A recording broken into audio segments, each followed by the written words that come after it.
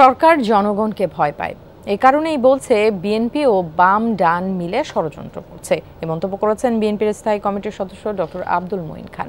সকালে জিয়ার মাজার সমাধিতে জাতীয়তাবাদী ওলামা দল শ্রদ্ধা নিবেদন করে। সেখানেই তিনি বলেন, বিগত 15 বছর ধরে একদলীয় শাসন এবং বাকশালের কারণে দেশবাসী নির্যাতিত। তার অভিযোগ, জনগণের কোনো অধিকার নেই। জানান, দেশবাসী অর্থনৈতিক সাম্য ফিরে পেতে চায়, কিন্তু মুষ্টিমেয় লোকজনের হাতে সব সম্পদ কুক্ষিগত রাখার ব্যবস্থা করেছে সরকার।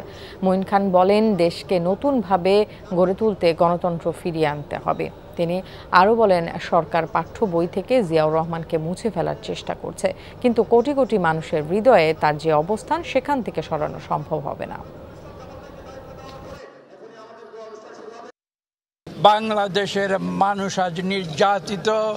আজকে বাংলাদেশের মানুষের তাদের বেঁচে থাকার অধিকার নাই, তাদের ভোটের অধিকার নাই, তাদের মানবাধিকার নেই, এখানে নারীর অধিকার নেই, এখানে শিশুর অধিকার নেই।